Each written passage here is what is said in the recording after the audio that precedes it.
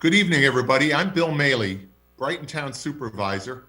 Thank you for joining us for tonight's town board meeting. And if you're looking at your screen, wondering what's going on, we're broadcasting tonight through a Zoom teleconference. This procedure is being done pursuant to one of Governor Cuomo's executive orders allowing modifications to the open meetings law. We are coming to you remotely, but we want to engage you, the community, knowing how important local government is, particularly in difficult times like this. And we're also trying to do this in a way that replicates as closely as possible our usual board procedures. We do have our ASL interpreter, Susan Pence. Regulars will recognize Susan. It's great to have you here, Susan. She told us beforehand, this is her first time interpreting a Zoom video conference. So we will also be going to our open forum in a minute. As always, our agenda and all the supporting materials for this meeting are available on the town's website, townofbrighton.org. We're broadcasting this, as we always do, on cable channel 1303 Spectrum. Also live streaming on YouTube. And just as always, we welcome your participation. We're going to start with a pledge to the flag. I will give the pledge, and I know it's hard for everybody to stand up, but we'll start with that pledge. I pledge allegiance to the flag of the United States of America and to the republic for which it stands, one nation under God, indivisible, with liberty and justice for all.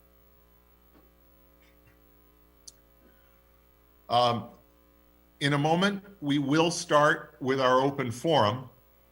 Tonight, because we don't have a live audience, anybody that wants to participate in the open forum is welcome to do so by dialing 303-3060. 303-3060.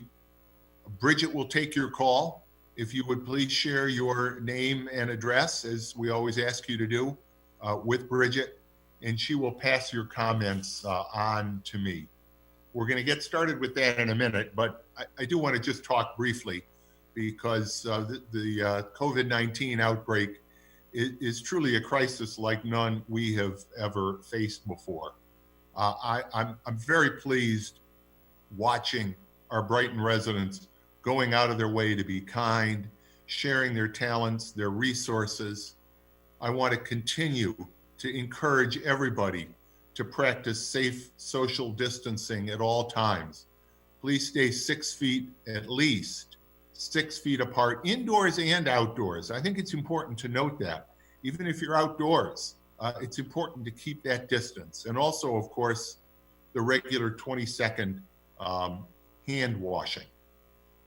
I especially want to thank our staff, some of whom are on this meeting, for everything that you've done in converting government to remote operations over the past week or so.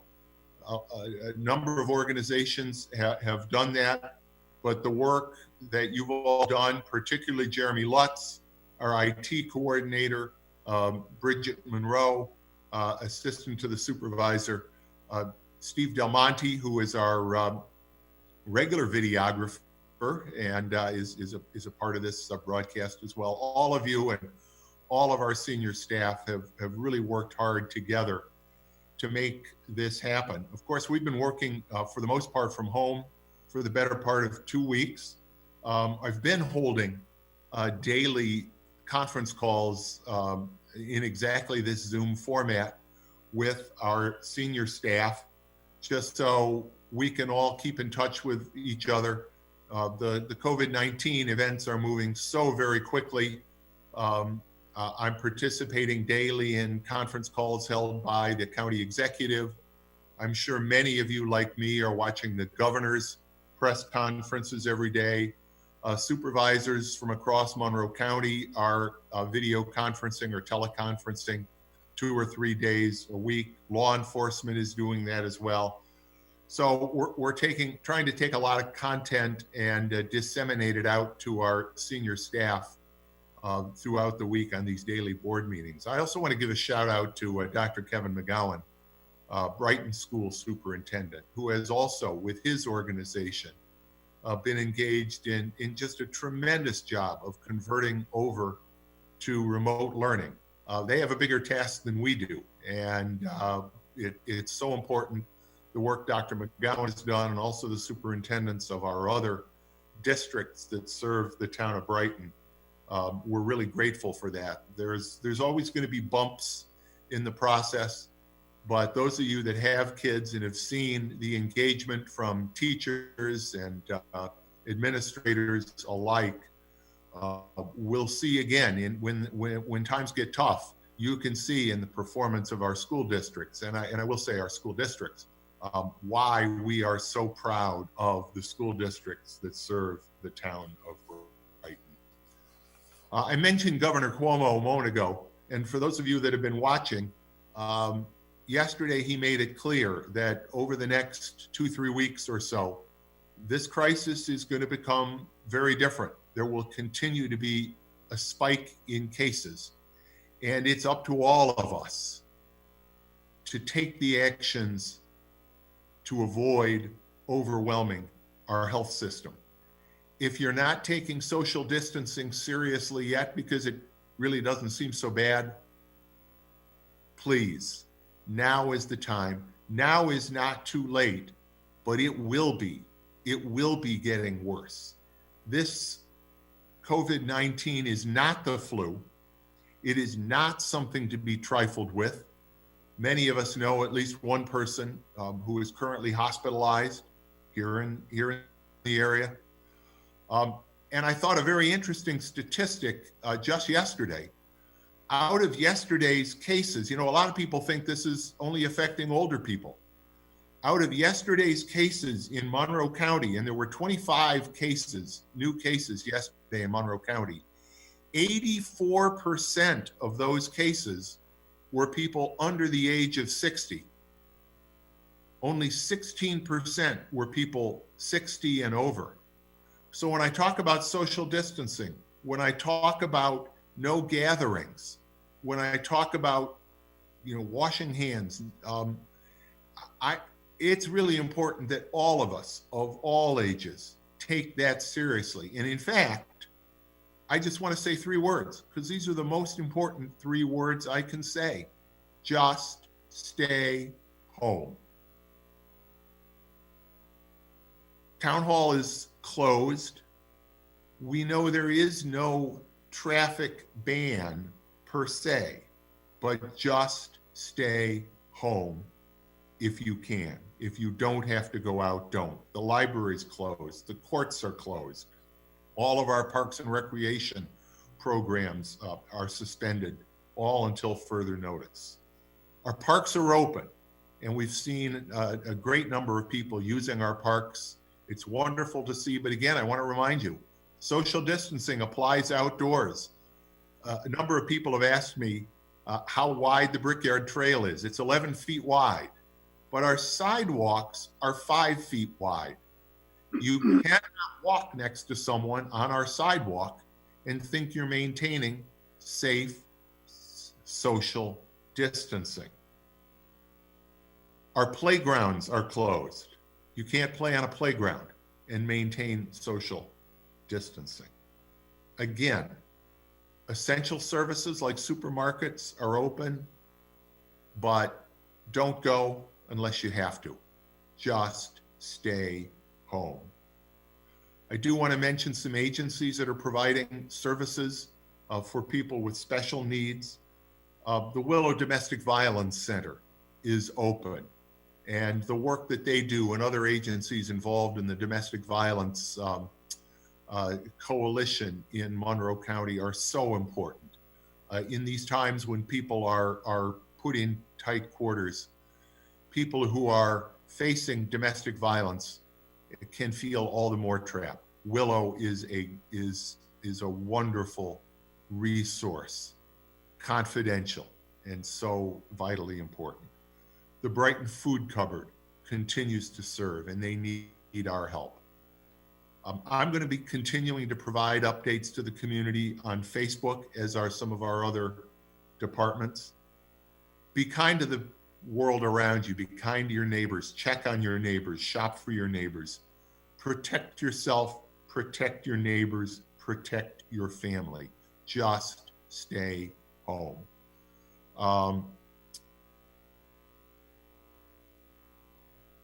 This is a special community. We know it. We're proud to live here. And we're going to show just how special we are through our response to the COVID crisis. Local government is so important, and tonight, part of that is holding an open meeting of the town board. So let's get started. Again, I want to share our open forum call-in information, 303-3060. And we do have our first caller. Wendy, thank you for reaching out. You're welcome. We've been providing the ASL interpreter for some time, in no small part because of your input, and we appreciate that.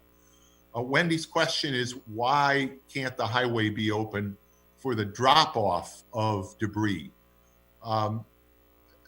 That's a great question. We are not, at the present time, picking up either bulk or containerized debris. We don't have staff at the highway department, but Mike is, I believe the debris on site there, the pickup is not open either. What we've done, Bill, the residents have the opportunity to drop off debris at the highway garage. The gate is open for folks to do that. We did, the landfill is not open, but they can certainly drop off debris at the highway garage. That's meant just for residents, not for landscapers or anything of that nature. It's just set up for the residents. Okay, great. And I think that was Wendy's question. So it may be that you got there when the gate was locked. I assume at the end of the day it's being locked, Mike. No, Bill. Nope. The gate's always open, so that should be 24/7. open for. Yeah, that should be open. Okay. So 1941 Elmwood Avenue is the highway department. When you go in, you can bear to the right, and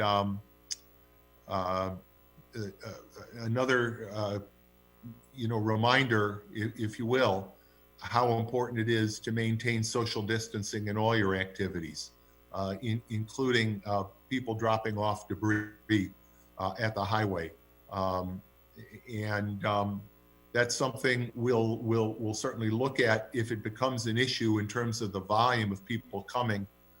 But obviously there again, please maintain safe social distance.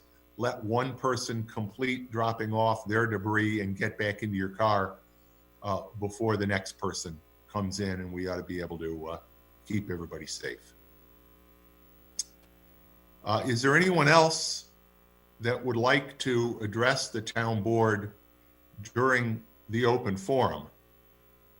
I think I would like to just turn it over to our chief of police. Obviously, law enforcement, public safety is a significant concern.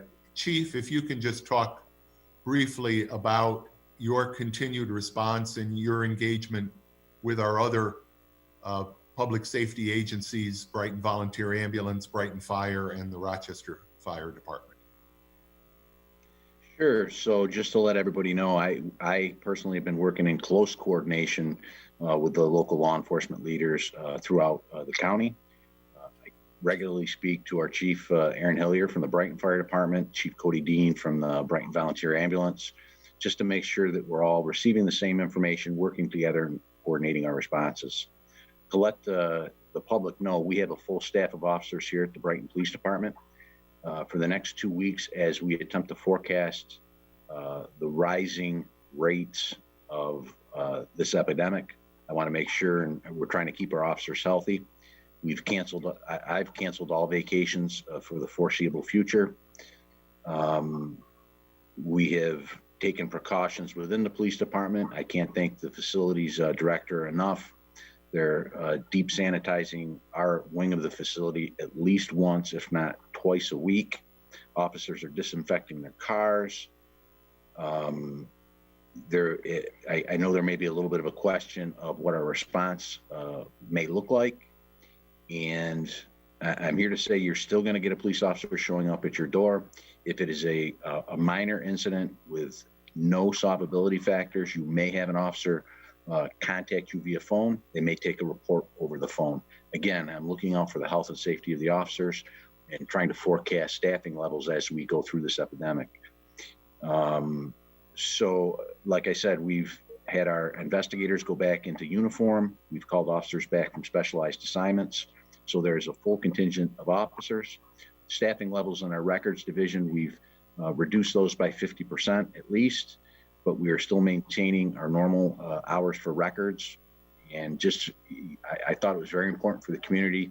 If they have no place else to turn and they needed to have somebody here in town hall, they could at least come up and speak to an officer. It may be through glass because we are taking those precautions.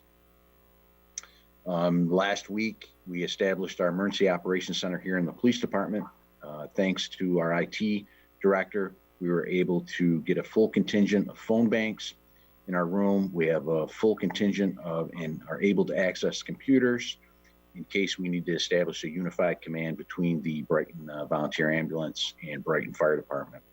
So we are ready to respond. We're trying to forecast needs, trying to predict needs.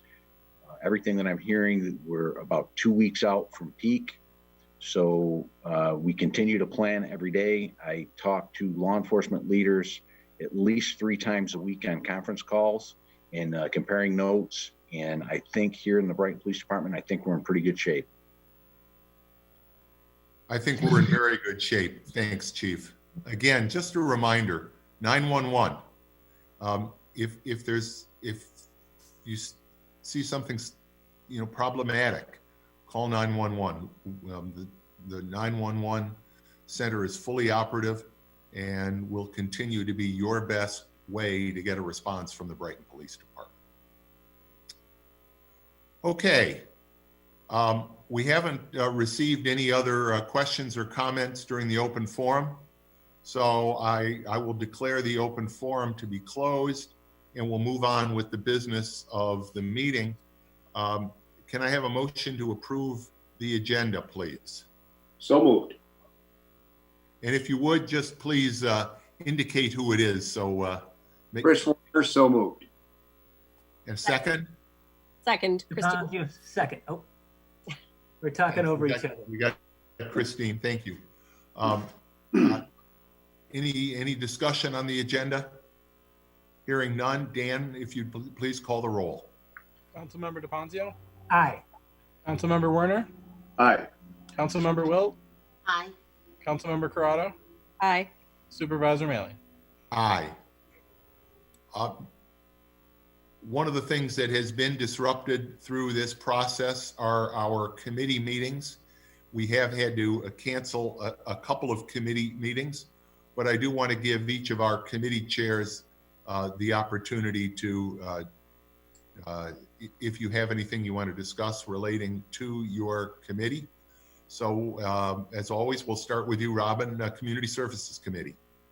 Thanks, Bill. The Community Services Committee was scheduled to meet on Wednesday, March 18th. After consulting with Town Supervisor Maley, the Town Attorney Ken Gordon, and my other colleagues on the town board, we did cancel that meeting to allow the staff to continue to focus on COVID-19 issues and to continue to socially distance as much as possible. I do have some updates to make the community aware of in light of the continued interest in public health and safety during the pandemic.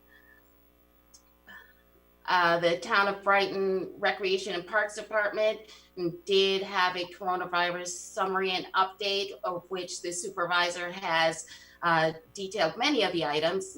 I just want to emphasize the Recreation and Parks Department are now closed and operating remotely via email and telephone, but please do allow 24 hours for response to any of your inquiries.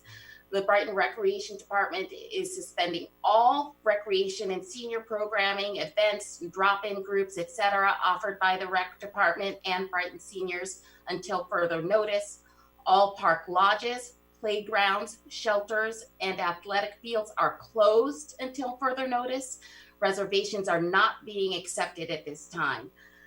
Town parks and trails remain open, as Supervisor Maley indicated, but please do practice social distancing by staying at least 6 feet away from other people. The Brighton Winter Farmers Market is closed until further notice. For updates on where to find your favorite vendors that we know you like to visit, please visit this website, https://brightonfarmersmarket.org. AARP Brighton Pittsford tax appointments are canceled until further notice. Follow-up will be done to those currently scheduled if and when appointments are able to resume. AARP updates are available at this website, https://www.aarp.org/money/taxes/AARP_tax aid with an E. We understand that recreation is extremely important in everyone's life, especially during this pandemic. But given the current challenges facing the community, we do feel that it is the best decision for everyone for our recreation department to be closed momentarily. The safety of our participants, community, and staff are of the utmost importance to us. You can stay informed by visiting the Monroe County Health Department Coronavirus Resources website. That website is https://www.monroecounty.gov/health-coronavirus. We thank all community members and participants for your ongoing support and cooperation during this period of uncertainty. And again, we will continue to update the public as necessary on our anticipated return to normal operations. The Recreation Office is closed to the public again. Email and voicemail will be checked daily. Please reach out with any questions or concerns by phone at 585-784-5260, extension 0, or email at brighton.recreation@townofbrighton.org. And we will follow up within 24 hours. Thank you for your continued support and understanding. In addition to that, I have another few updates. The Winter Farmers Market project. An update to that, the public meeting scheduled for Thursday, March 19th at the Brighton Town Hall to garner public feedback on the proposed site changes was canceled due to the town hall being closed to the public until further notice. However, all of the documents related to the meeting have been uploaded to the project website. Please take the time to review and provide us with your feedback regarding the proposal. The project website is https://www.townofbrighton.org/782/Brighton-Winter-Market-project. The project has not gone out to public bid yet, as we are awaiting additional community input. The Inclusion, Diversity, and Equity Advisory Board updates are that our 2 World and April 25th, respectively, at the Buckland Lodge have been postponed indefinitely. An update to our community choice aggregation implementation.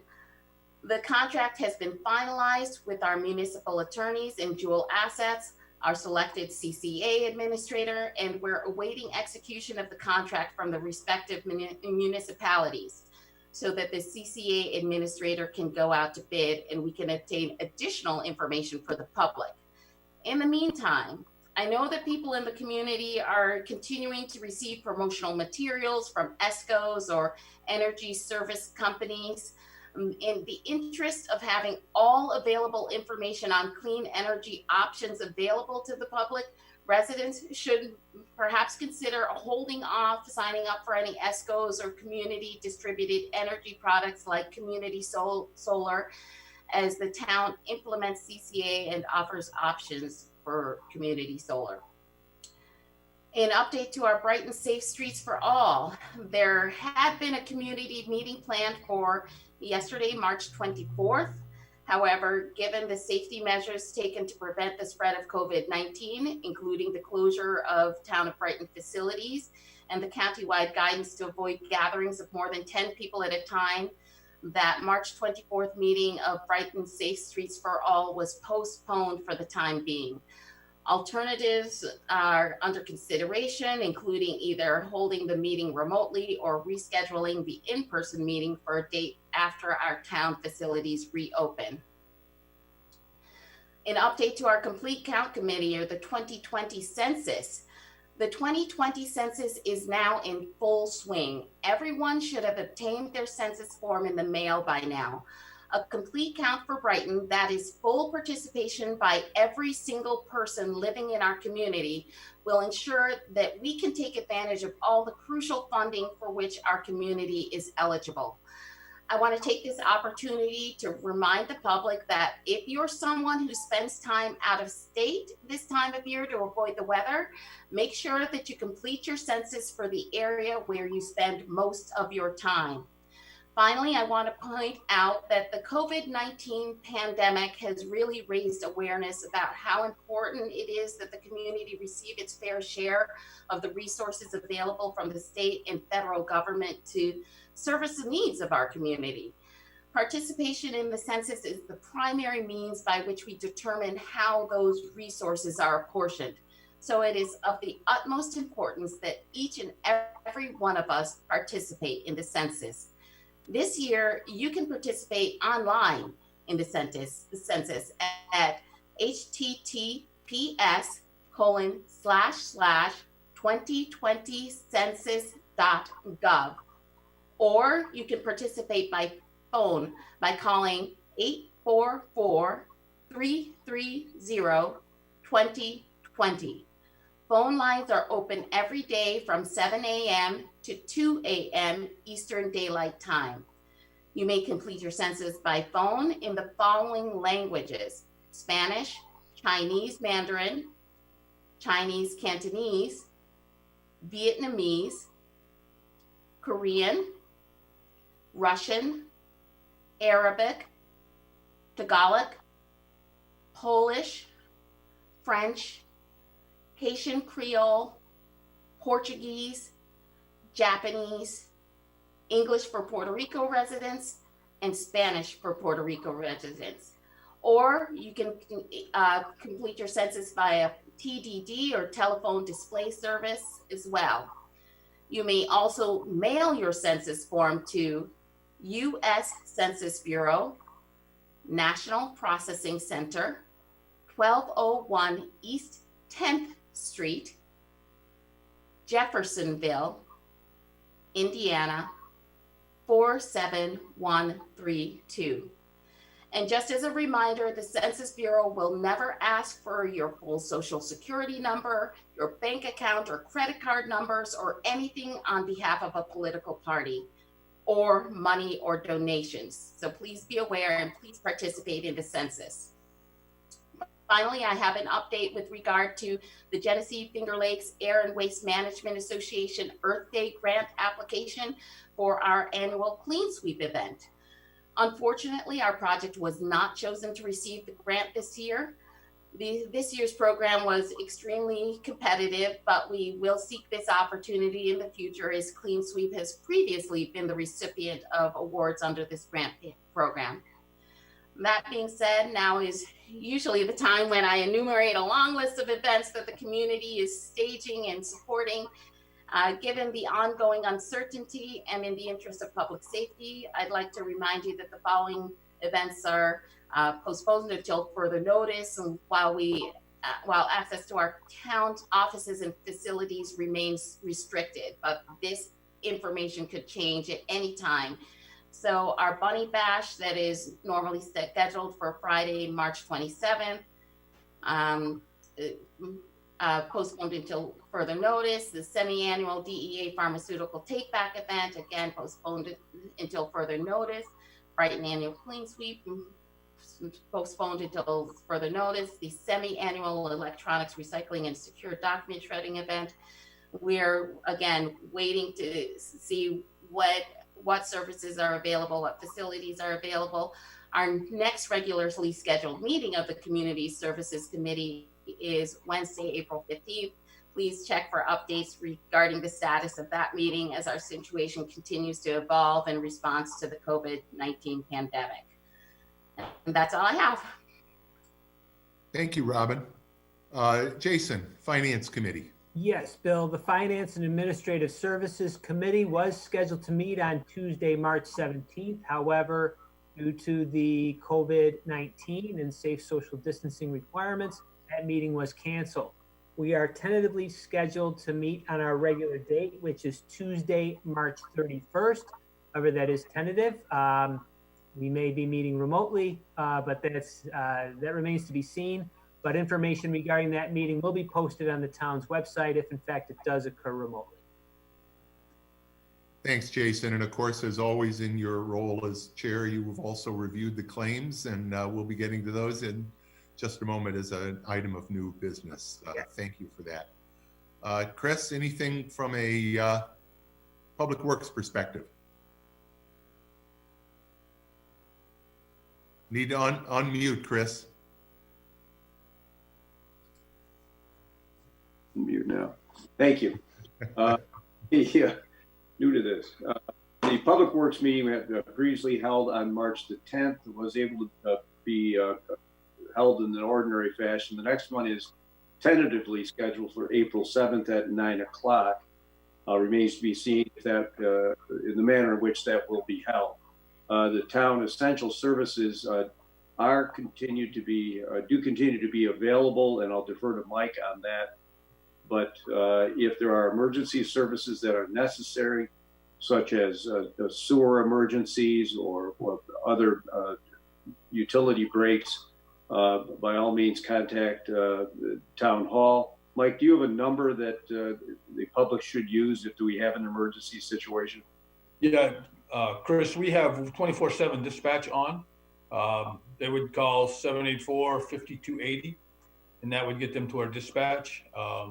And then our crews are on call constantly, so we would respond to anything that's essential. But the regular town services, such as the yard debris pickup and such, has been suspended, although, as was earlier mentioned, the operations center is open for drop-off in an appropriate fashion for town residents. But otherwise, we hope to hold our meeting in some fashion on April the 7th at 9 o'clock. Thanks, Chris. And I would also note that actually we would not normally even be starting our bulk pickup until sometime first or second week of April. I know a lot of people took advantage of the fairly nice weather this past weekend and the fact that people were already getting a little stir crazy around the house, and some people got their debris out. But it's a good reminder, again, debris, even though we are not, to protect our staff is very, very important to us. Their health and safety is of vital importance. But again, as Wendy inquired earlier, 1941 Elmwood, the highway department, that drop off for debris is open, and we encourage the public, if you are cleaning up your yards, if you're in a position to do so, bring your debris over there. Thanks, Bill. Hey, Bill. Yes. I would just like to, expand on that a little bit. That is open to the public. It is not open to, like I said, landscapers. Right. Please remember that is for lawn and garden debris, not construction debris or any type of construction debris whatsoever. Thank you, Mike. Important reminders. Okay, our final committee, Public Safety. Christine. Yes, Public Safety has not missed an in-person meeting yet, as the last one was prior to closure of town facilities. There are some updates, though, from our agencies in addition to what Chief Catholi has shared with us tonight. Brighton Police Department has temporarily suspended the collection of pharmaceuticals and has suspended the civilian fingerprinting service until further notice. Additionally, the department is postponing the Citizens Police Academy until sometime later this year. It's an outstanding program, and I was very worried that it would be suspended entirely this year. I'm glad to know that it will be rescheduled. It is a huge service to the community to learn more about how policing happens in Brighton and in other communities. Brighton Volunteer Ambulance, until further notice, the loan closet is closed. BVA will not take currently loaned equipment back for return or accept donations of equipment, and they will not be loaning out items until further notice. That is because the coronavirus can live for extended time on the surfaces of that equipment. They are attempting to stop any potential for spreading the virus.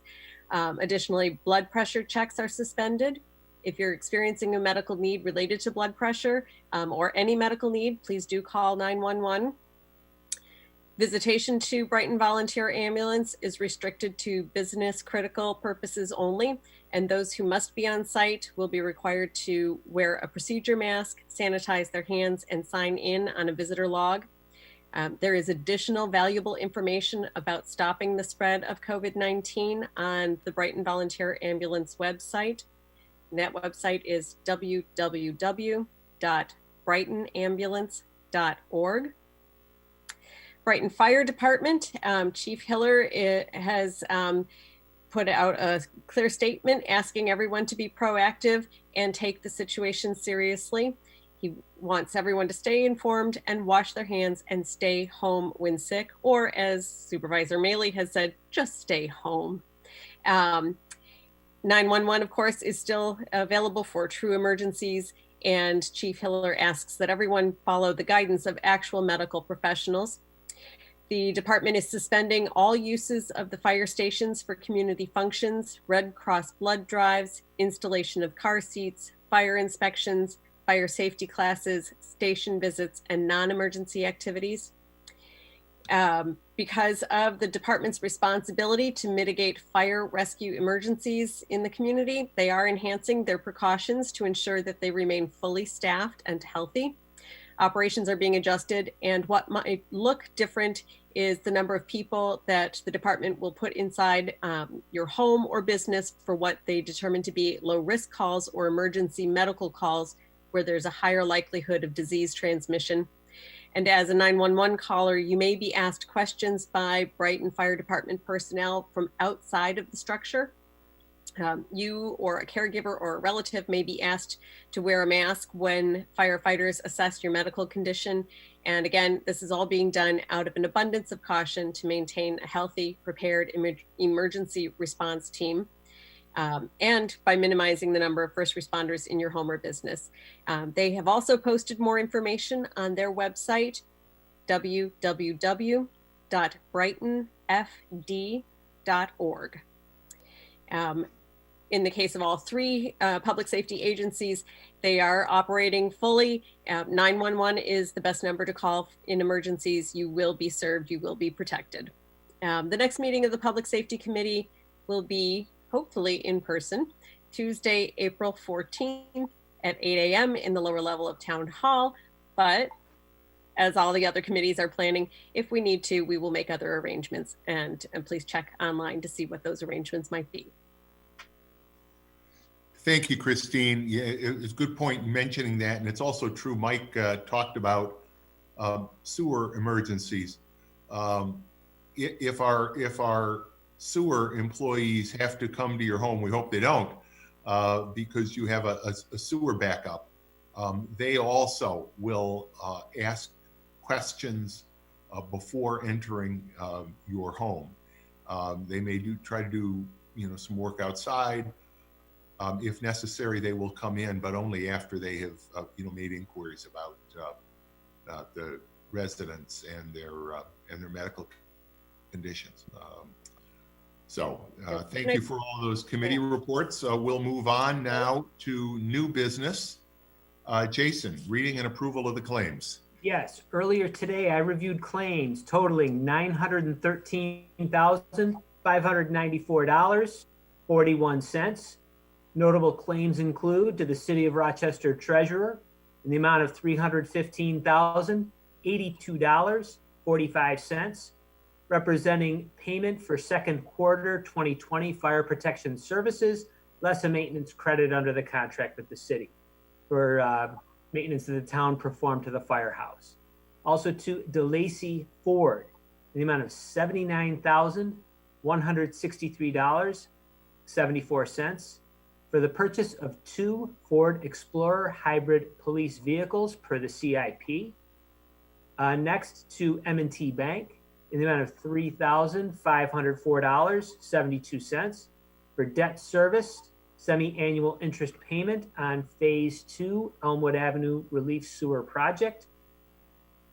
And to the U.S. Postmaster in the amount of $2,800 for payment for postage for the summer 2020 recreation brochure. And finally, to the New York State Municipal Workers' Comp Alliance in the amount of $51,795.25, representing second quarter 2020 workers' compensation premiums. The claims all appeared to be in order, and I move that they be approved. Second. And that second was from Robin? Yes, I'm sorry. Thanks, it's all right. Any discussion on those? No. Supervisor, I should just note the agenda, I believe, has the wrong resolution number for this. It should be Oh, 3-. 325. Thanks. Correct. Just a quick question. Normally we have a sheet that all 5 of us sign and we hand over to the town clerk at the end of our usual town board meetings. Are we going to dispense with that? Are we going to sign something virtually and email it back over to Dan? How is that going to take place? I think we'll circulate that electronically, Paula, and get signatures that way. Paula, you're still muted. Oh. Okay. There you are. You hear me now? Yes. Can you hear me now? What I think I'll do is, Jason, I'll get that to you first, sign it, scan it back to me, and I'll go to everybody one by one so we can add the signatures on as we go. And then at the end, we'll have one form with one signature, and Dan, I will get that to you last. Okay? My clock's singing, sorry. Okay, so we have a motion. It's been seconded. Any further discussion? Hearing none. Dan, please call the roll. Councilmember DePonzio, Aye. Councilmember Werner, Aye. Councilmember Wilt, Aye. Councilmember Corrado, Aye. Supervisor Mealy. Aye. Christine, if you would handle the next matter, please. Sure. The next matter seeks to authorize the supervisor to execute an agreement with Gerber Collision and Glass for police vehicle setup services at a fixed unit rate effective immediately through December 31st, 2020, with the option for 3 annual renewals. I move that we adopt the resolution before us. Second, Chris Werner. The company that has been providing those services to us changed owners and made the decision to no longer provide that service. But Gerber stepped up, and you'll see the terms there. Chief, anything more to add to that? Just that it's actually a little bit cheaper than who we were currently with. They have other police departments that contract through them as well. So we did a site visit. The captain did a site visit, and we're very confident they can provide a high level of service. And as you know, we have it doesn't stop. We still have vehicles that we need to upfit and get road ready. Great. Like those 2 new hybrids. All right, we got that motion in a second. Any further comments? Hearing none, Dan, please call the roll. Councilmember DePonzio, Aye. Councilmember Werner, Aye. Councilmember Wilt, Aye. Councilmember Corrado, Aye. Supervisor Malin. Aye. Next matter, Chris, please. The next matter is to authorize the supervisor to delegate signatory authority to the Commissioner of Public Works of the submission of annual reports to the New York State Department of Environmental Conservation, summarizing stormwater-related activities performed during the reporting period as mandated for designated municipal separate storm sewer system operators. I move that we adopt the resolution before us. Second. Thank you. Thank you both. And that was, that really involves my delegating that normal signatory authority to the Commissioner of Public Works, who is much more familiar with the MS4 matters than I am. So it's all yours, Mike. Any further discussion on that? Hearing none, Dan, please call the roll.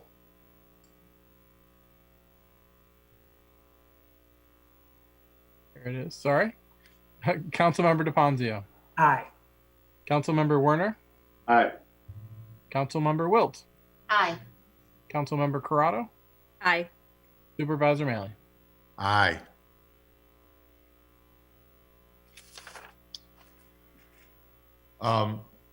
Next matter, we'll go back to Christine on this one.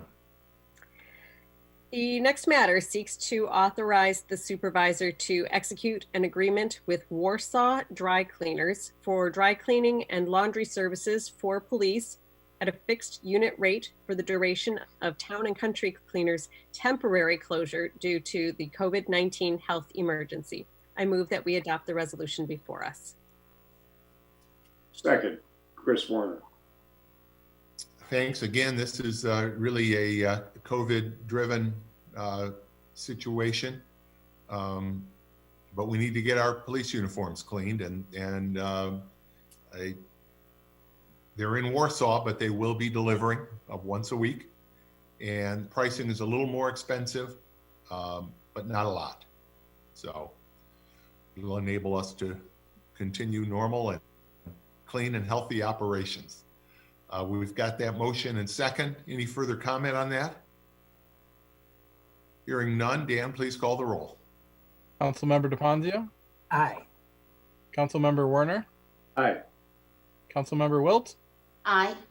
Councilmember Corrado, Aye. Supervisor Malin. Aye. Finally, we have the last matter of new business, the establishment of the position of deputy supervisor and authorizing the supervisor to make an appointment as deputy supervisor. The town of Brighton has not had a deputy supervisor for over 25 years. Some towns do, some towns pay someone an extra stipend to serve as deputy supervisor.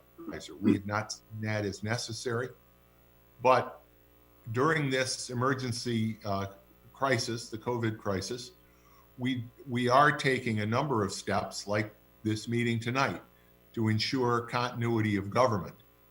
And Section 42 of the New York State Town Law does authorize any town board to establish the position of deputy supervisor. I certainly have no intention of becoming unable to serve, but in these difficult times, I thought it was advisable to ask the board to amend our organizational table to provide for the appointment of a deputy supervisor. And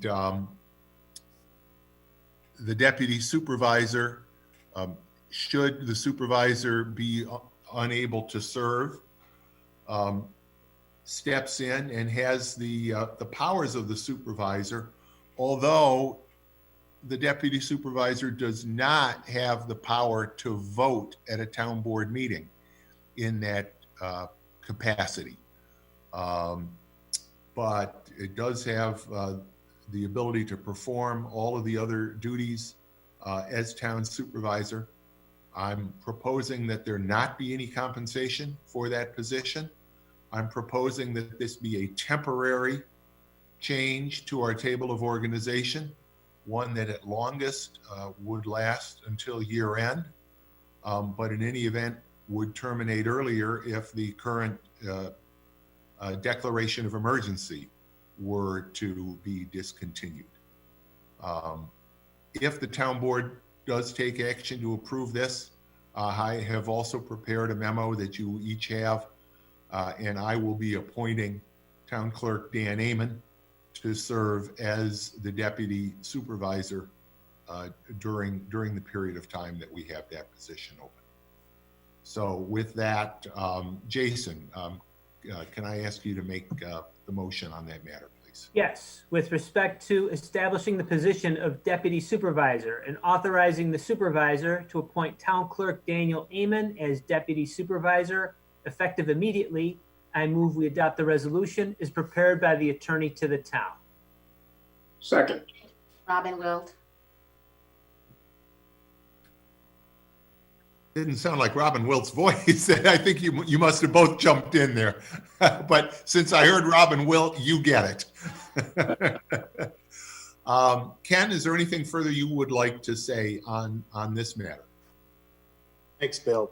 The only thing I wanted to add is, although the proposal is to have Dan Amon, our town clerk, be appointed to this deputy supervisor position, of course, he will still maintain his current responsibilities and positions as town clerk and as receiver of taxes. So it doesn't affect that at all.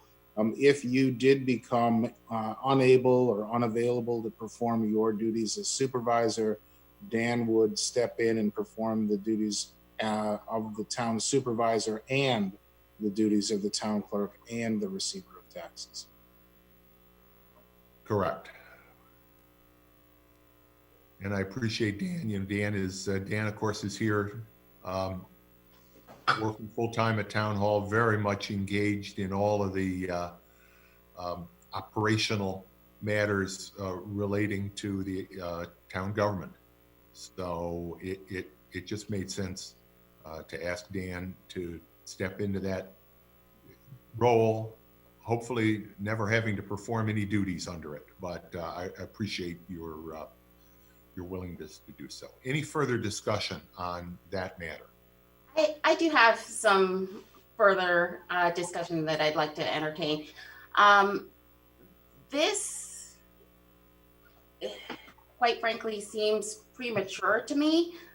I don't see that you are incapacitated, and I question whether we need to actually fill the position even if we do create the position, because the way the resolution is worded is that we also appoint in addition to creating the position. And so that's my first question, whether we actually need to appoint, the supervisor actually needs to appoint at the same time that we create the position. And secondly, whether this action is premature. And I don't know what other people's thoughts are on that. Let me take a stab at answering those. I hope it's premature. I hope it's completely unnecessary. But given the nature of people's experiences with coronavirus, just as we've been taking a number of other precautionary, this is a prudent precautionary move. technically, while the town board creates the position on the organizational chart, it is actually the supervisor that appoints the deputy supervisor. Right, but in the event that the supervisor does not appoint within 5 days, does the town board not have the option to? Yes, to they vote? do. Yes, they Okay. And so I guess that's my question, whether the position needs to be created and filled simultaneously, or if the position can just be created, and then in the event that we have a need for a deputy supervisor, that the board can appoint at that time. Ken, Ken, did you want to say something? I have but go ahead, Ken. Here, but there we go. Okay. So the reason why I set it up this way is because the sole reason this is being done now is because of the coronavirus crisis. And if we were going to put this off to a later date, either the creation of the position or the appointment of the deputy supervisor, it would require us to then follow noticing requirements under state law, to have another town board meeting and bring the town board back together under those noticing requirements, in a similar fashion to what we're having tonight. In order to have a special town board meeting, there would be delay, and there would be at least some period of time that the town of Brighton would be left potentially without a supervisor. I see no harm in getting it all done right now, unless you have an objection, Robin, to Dan being appointed as town supervisor, which you should. Deputy supervisor. Deputy supervisor, which you should express at this time, I would think. Yeah, I do have a concern. Right now, we do not have a deputy clerk. And so Dan Amon potentially fulfilling the role of supervisor would leave us without anybody in the role of clerk, unless he can serve those two roles simultaneously, which I don't know. It just creates a waterfall effect, that cascading effect that might be problematic. And so I would like a little time to think about who might be the best person to put in this position, as opposed to making that decision immediately. And as Bill said, it actually is a decision for the supervisor to decide who to appoint as the deputy. It is not a decision for the town board to make. Whatever time the board creates the position, it is up to the supervisor to appoint the deputy, not the board in the first instance. And in the second instance, I thought that I had just explained that Dan would be able to continue in the role both as town clerk and as deputy supervisor simultaneously. Largely performing some of the administrative functions, like signing documents on behalf of the town, which is a role that, unless assigned, is the responsibility of the supervisor. But Dan would continue in the position of town clerk, and would see to it that the town clerk's office continues to be fully staffed, and his location would be where it is now, in his office in the town clerk's office. Understood. That is in the event that Dan is not serving as supervisor, but in the event that he were to assume the supervisor role in the worst circumstances, then Dan would be in the supervisor role and the town clerk role, and we would not have a deputy clerk. Is that the scenario? If that scenario were to take effect, is that the scenario we would be in? Dan can speak for the functioning of the clerk's office, and I do know it's important that we get a deputy clerk in place, but the clerk's office is functioning normally. We have a clerk's office that is highly respected. We've got a great team that does work in there. If I had any concern about the ability of the clerk's office to function, then I would not make the decision that I've made. Understood. That is while the situation is still good, but in the event that the worst would happen, then we would potentially have somebody both serving as supervisor and town clerk. Temporarily, we would have a deputy supervisor who had assumed functions of the town clerk's position. Let's be very candid about this. Mm-hmm. One of two things is going to happen if we're in that situation. If I were to become unavailable due to an illness, whether COVID or something else, I would fully expect to recover in a normal period of time. If not, there would be a vacancy in the office that would be filled under the procedures under state law for the filling of vacancy. Either way, it is a temporary position. And very honestly, despite the respect that I have, not only for my colleagues who are elected officials, but others, there's nothing that requires this position to be filled by an elected official. There is no other elected official that is at town hall. There is no other elected official that has the day-to-day knowledge of the operations of the town, or for that matter, of the people.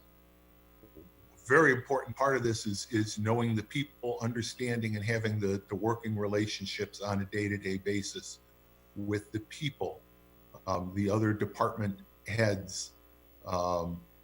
So taking all of that into account, I will say again, it is my intention that if the town board acts on my recommendation and approves this resolution, I will, within the 5-day period, appoint, in fact, I will today appoint Dan Amon as the deputy supervisor. That's a decision that I am very comfortable with, that I've spoken with Dan at length about. If the town board is not comfortable with that, then they shouldn't act on this resolution. Okay, and just for clarification, I want to read town law section 42 as I understand it. A town board may decide to establish the office of deputy supervisor. If it does, that official is appointed by the supervisor or by the town board if the supervisor fails to do so within 5 days after the establishment of the office or within 5 days after a vacancy occurs in office. And then it goes on to say that any person, including a town officer, official, or employee, may be appointed deputy supervisor, provided that person is appointed, that the person appointed shall possess the same qualifications as an elective town officer. Goes on to say that the town board fixes the compensation, and if a town officer, official, employee is appointed deputy supervisor, that person may receive extra pay, which was not being requested in this case. The deputy supervisor does not sit on the county board and has no vote on the town board unless the deputy is also a town board member and entitled to a vote by virtue of that office. That's what town law section 42 indicates. I just want to put that into the record. So there is that provision. I keep hearing that it's the supervisor that appoints, but according to the law as I read it, it says if the supervisor fails to do so within 5 days after the establishment of the office or within 5 days after a vacancy occurs in the office, the town board may assume that responsibility. And so those are that's what I'm grappling with. You know, we're just hearing about this within the last 24 hours. We can actually create the position without doing an appointment. And I think that is more prudent than, especially given that we don't have an exigent circumstance where somebody needs to fulfill that role immediately, that we, it's more prudent to take our time with this. And so that's my concern, and that's what I am expressing. Thank Let you. me just contrast the section that Robin just read with the provisions for the appointment of a deputy town clerk.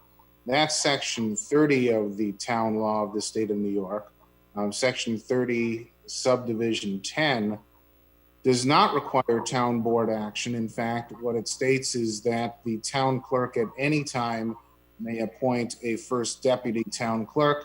And actually, it goes on to say it can then appoint up to 2 additional deputies beyond that without town board action. So if the concern legitimately and genuinely is that if Dan did assume the duties of deputy supervisor and then had to step into the role of supervisor, what would we do in the town clerk's office?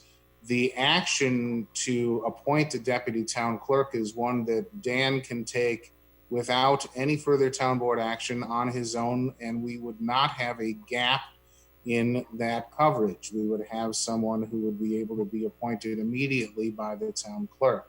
My concern is if you delay the appointment, if what you're banking on is for the town supervisor, as you phrased it, Robin, to fail in his duties to appoint a deputy supervisor within 5 days, therefore having the town board step into that vacuum, if that's what we're talking about here, then that vacuum that is created if the town supervisor failed to perform his duties to appoint a deputy supervisor would necessitate a meeting of the town board to fill that vacancy or that failure to appoint by the town supervisor. So again, my recommendation as attorney to the town is that if the town board is comfortable in creating this position, that we should assume that the town supervisor is not going to fail in his duty to appoint a deputy supervisor, but that he will in fact appoint a deputy supervisor. He has, I think, stated very clearly that the deputy supervisor he has in mind that he thinks is best positioned is Dan Amon, who is serving as our town clerk. I'm sure if Dan feels that he has to step into the role as town supervisor and then have a deputy town clerk appointed, that he will make arrangements to do that. That is the plan, the emergency plan that makes the most sense and preserves the continuity of town government in the best way possible, in my opinion. Let me be absolutely clear. It was my recommendation to create this position. I would not have made that recommendation had it not been my intention to fill the position. At a time like this, under the current situation, with all the work the town staff has been doing to make sure that government continues to operate smoothly, this is another opportunity to do exactly that. And if the town board acts tonight on my recommendation, I will not fail. I will appoint the town clerk, Dan Amon, as the deputy supervisor. That is important to our continuity of government. Is there anybody else that would like to weigh in on this matter? It strikes me, Chris Warner, it strikes me that the question is whether or not we should authorize the supervisor to establish, whether we should authorize the establishment of the position. I think that we should establish the position. Having done that, it then passes to the supervisor to take whatever action he sees appropriate, whether to appoint now Or if he doesn't appoint within 5 days, then the town board can step in and look to appoint who we think is proper. But from what I'm hearing from Bill, he does intend to appoint Dan once the position is authorized. I think it's quite appropriate that we authorize the position. I'd like to add that from personal experience, I know how quickly things can go from steady state to being disrupted by the incapacitation of someone on a team or in a family. That we don't have a deputy supervisor currently, I think, is a shortcoming on the part of the town of Brighton previously. It's being rectified now, especially in the face of the potential for sudden change in leadership, sudden change in capacity. We are a highly qualified leadership team in this community. We have a deep bench, but our current clerk has the deepest knowledge of operations. It only makes sense that given the potential, the opportunity, the options in front of us, that it would fall to the town clerk. And Ken has made it very clear that the cascade of responsibility is easy and quick to rectify. But we have a gap right now, and I am comforted by the fact that we are filling that gap, that we have the opportunity to fill that gap tonight, right now, in establishing the position and making the appointment. I think it's irresponsible to say that we have a gap in our government. I don't, as you say, we have a very deep bench. We do have all of the appropriate positions filled. We do, I don't think it is a gap in our government to say that we do not have a deputy supervisor. We have the legal right to have a deputy supervisor. It is a belt and suspenders role. It is better that we have that established in our table, in our organizational table, than not. And in precarious times like now, we would be foolish not to take the opportunity to button that up, to make sure that that belt and those suspenders are both in place. It is otherwise, it's an error and an omission on our part if we don't have that handled at the earliest possible opportunity. Well, then we're operating without a deputy clerk, and that is also a belts and suspenders As situation where we are the attorney for the town irresponsible. So I feel like as the attorney to the town made clear, the clerk can appoint a deputy practically instantaneously and without action from the town board. This, however, requires action from the board, and I trust that our colleague will make an appointment post haste once confirmed so that he doesn't have a gap, so that his bench stays deep too. But we have a absence of that role now. And so if we have an absence of the deputy clerk and, then we have a gap. And Town law, can I interject here? This is the analogy that you drew. I just say that we do operate with these gaps, and it's not irresponsible to do that. Town law authorizes a number of positions. The fact that we choose in our organizational chart not to have all of those positions at all those times is not a gap. It is not irresponsible. It is a well thought out organizational plan. Under the current situation, I believe it's important to have, for this particular position, a plan in place during the emergency. And I view this as an emergency appointment. It's an appointment that I'm recommending because I declared a state of emergency due to the coronavirus.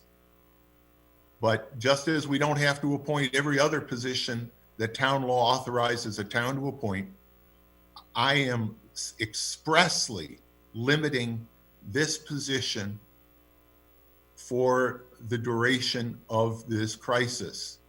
But I am asking the town board to take that action tonight so we can proceed with the appointment and frankly, moving ahead with a smooth response to the coronavirus.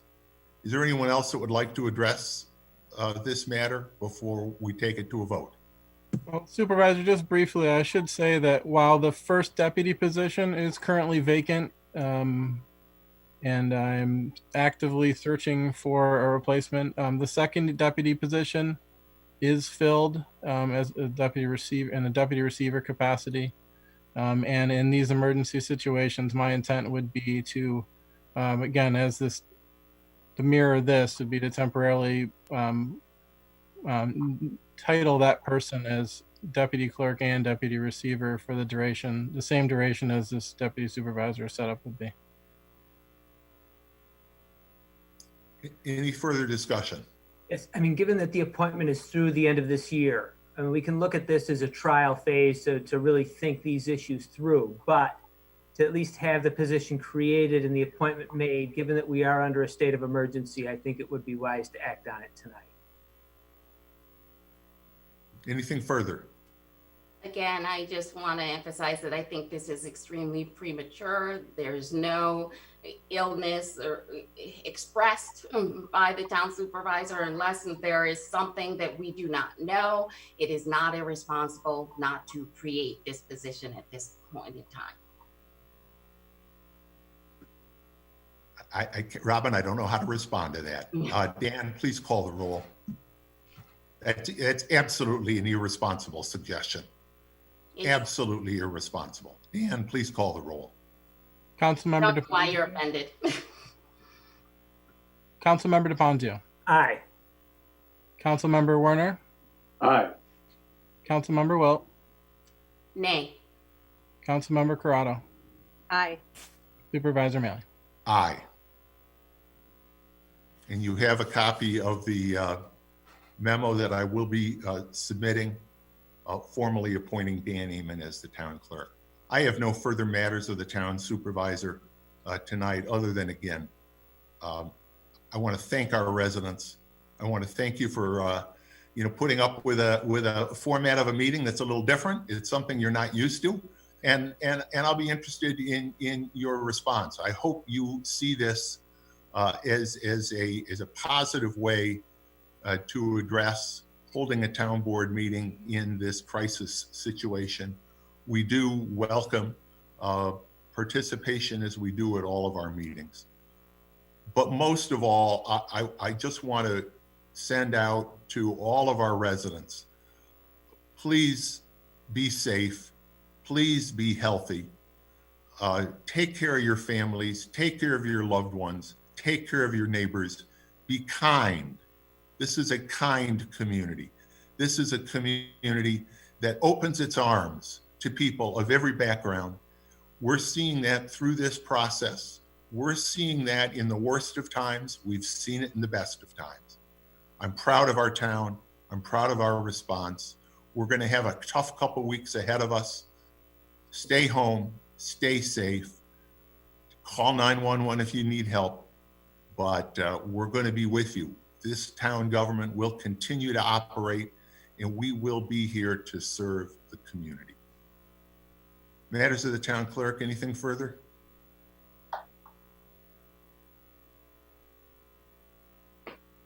Thanks, Dan. Sorry, my apologies. I had the agenda open as well. I just wanted to note that let folks know we appreciate the patience. I'm currently the only member of the staff who is working in the office. I'm plowing through the tax payments as quickly as I can. On that note, should make sure everybody knows that County Executive Bello did issue an executive order to extend the third installment due date out until April 30th. So folks who are looking to make that third payment, or maybe are concerned if someone has been furloughed or just otherwise you're just uneasy with the financial situation and this third installment, you can make it in the month of April at this point without any additional interest to be paid. So just want to make sure that message is out there, but didn't want to pass this opportunity without reinforcing that as well.